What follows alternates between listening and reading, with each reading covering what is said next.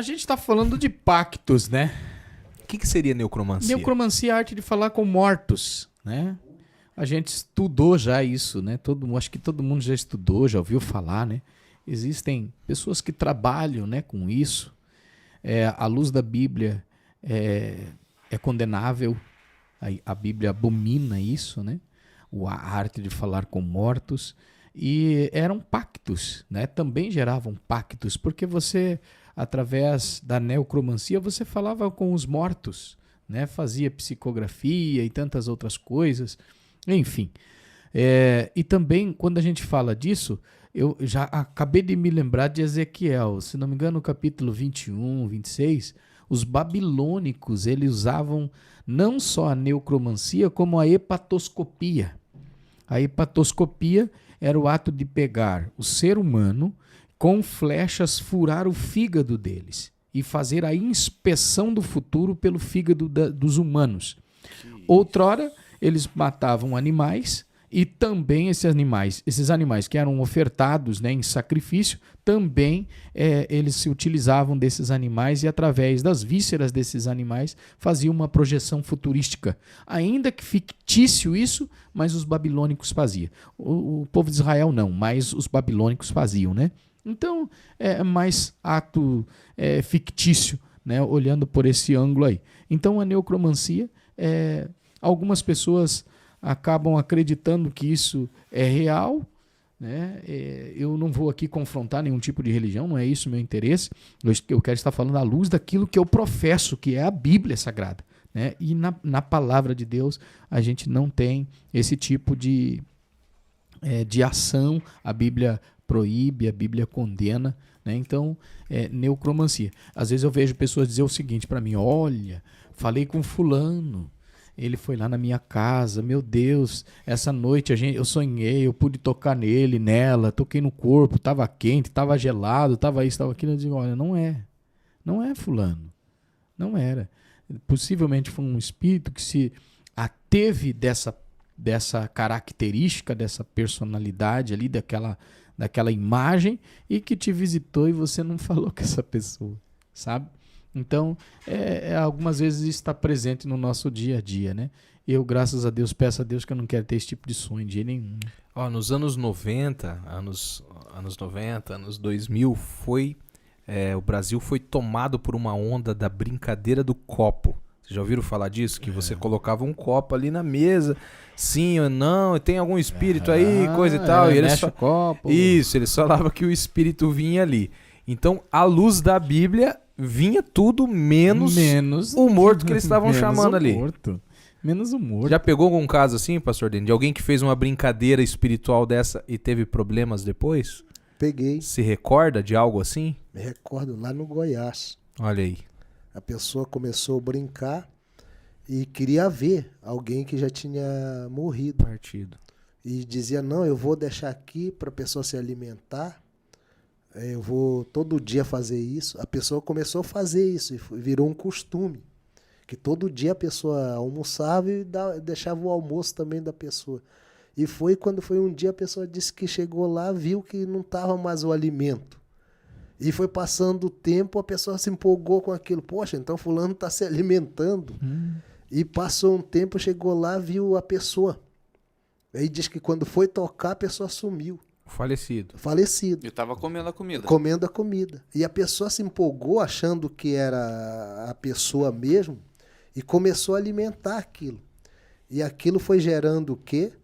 Um problema muito grande no futuro, que quando a pessoa se deparou, a pessoa estava depressiva, a pessoa estava tentando tirar a própria vida, porque vinha na cabeça da pessoa dizendo: não, se mata que você vai ver ele vai estar lá no mesmo lugar, Olha você vai aí. para o mesmo lugar. Tá vendo o que desencadeou?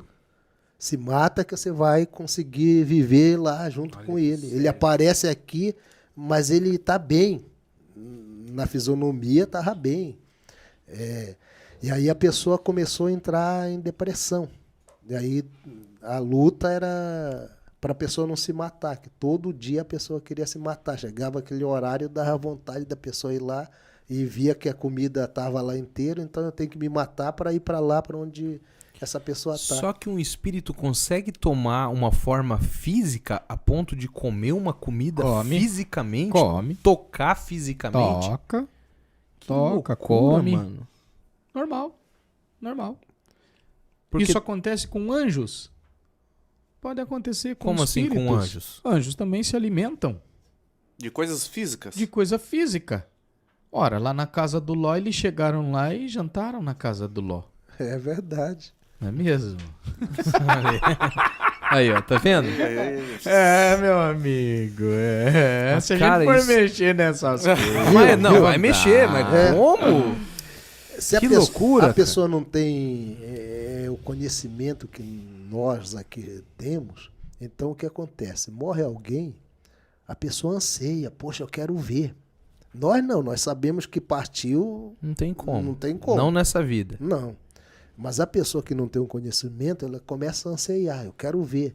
E de tanto que ela começa a invocar aquilo, querer, aí o que acontece? O demônio, ele é um oportunista. Ele vê uma oportunidade, o que ele faz? Se materializa na forma daquela pessoa. Aí quando a pessoa vê a primeira vez, poxa, que bom. Eu peguei um caso aqui mesmo no Paraná, que a pessoa disse, eu já peço já que chegue à noite, porque toda noite ele vem me visitar. Eu disse, ele vem lhe visitar quem? Deus me livre. Ai, Deus. Ah, cara. Deus me livre, Toda cara. noite vem Não me visitar. faça isso. Eu já peço que chegue à noite.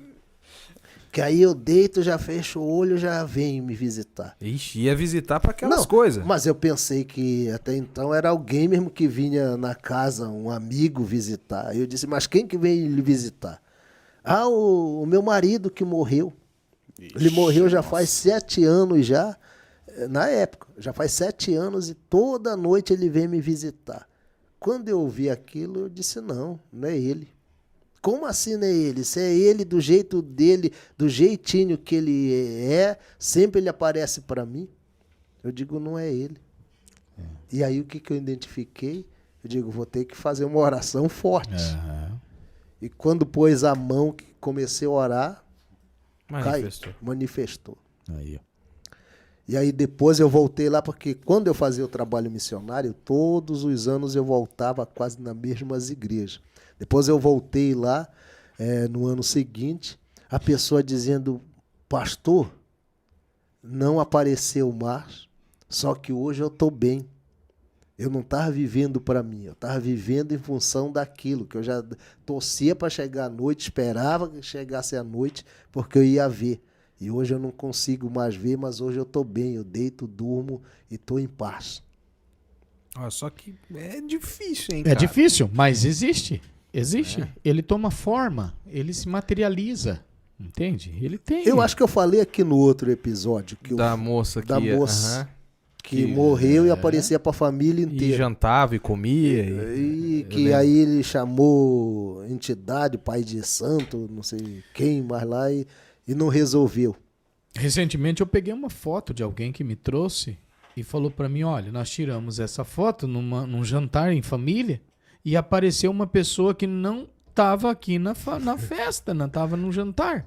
Essa pessoa já morreu faz não sei quantos anos e ela está aqui na foto. Eu falei, quem que é? Quando me deu a foto, eu vi a pessoa lá. Era a pessoa mesmo, na foto. Aí, quando eles viram a foto, que viram a presença daquele ente querido, eles ficaram desesperados.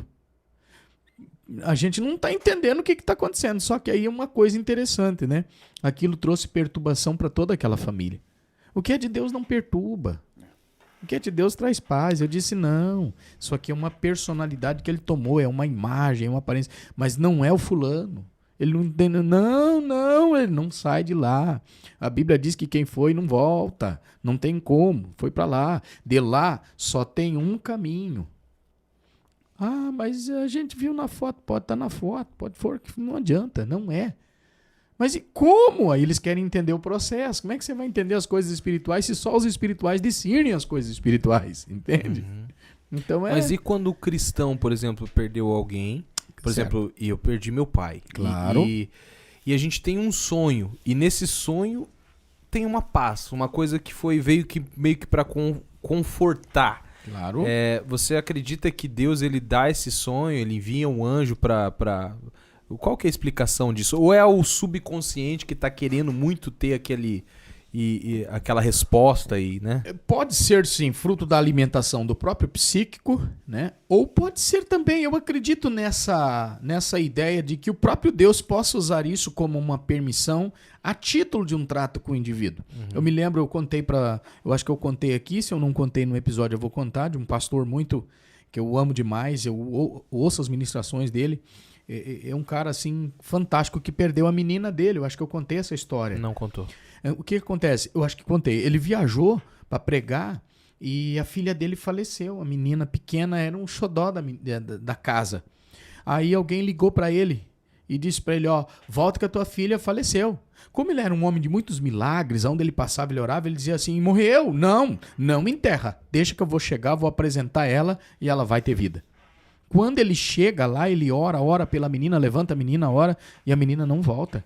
Não volta. E aí ele tem que enterrar a filha.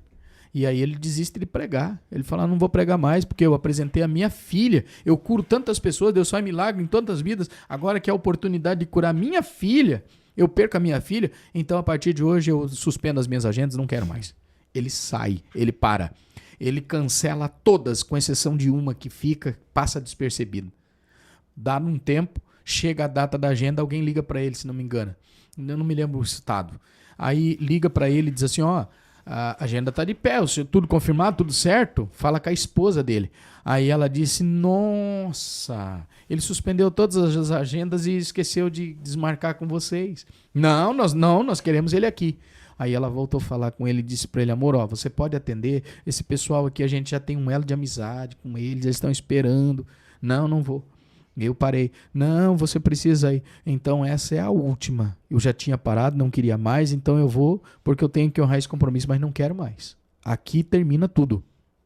Ele viaja. Quando ele chega lá, a esposa liga e diz, faleceu tua mãe. Não enterra, porque minha mãe, Deus me livre, eu vou voltar, vou orar por ela vai ressuscitar. Minha filha, tudo bem, Deus não quis, mas essa aí vai. Quando ele chega, ele ora 1, 2, 3 horas e nada da mulher voltar. Ele já está desistindo, já colecionando mais um trauma. Daqui a pouco, a velhinha que está deitada na cama senta, falando em línguas. Aí ele está olhando para ela, desesperado, abraça ela, fala, mãe, pelo amor de Deus, fala em português, eu não estou entendendo o que você está falando, o que você está falando. E ela chorando e falando em mistério. Daqui a pouco ela abre a boca para contar para ele o que aconteceu. Ela disse assim, filho, eu estive num lugar que eu julgo ser o céu, porque nunca vi um lugar tão bonito como aquele. Quando eu cheguei lá, um homem pegou da minha mão e me levou caminhando por um campo muito lindo. E eu fui caminhando com aquele ser. Daqui a pouco nós chegamos em um lugar que eu não consigo mensurar. Tinha um balanço muito grande e um homem todo de branco balançava uma menina naquele balanço. O cabelo dela voava. Quando eu cheguei perto para ver, era a minha neta, falou para ele. Aquele homem olhou e disse assim, olha, você vai precisar voltar para a terra porque tem alguém chamando pelo teu nome. Mas quando você chegar lá, diga para ele não desistir de fazer nada do que ele tem para fazer lá, porque a filha dele está melhor cuidada aqui do que lá na terra. Aí quando a mulher fala isso para ele, ele dobra o joelho e faz um pacto de voltar a fazer a obra de Deus e entendeu que ele não perdeu a filha. Alguém estava cuidando dela por ele. Entende? Então, preciosa é a morte dos seus santos à vista do Senhor. Essa é a palavra. Então, aquilo que saiu daqui dessa terra era um empréstimo dos céus. Esse alguém voltou para casa. Entende?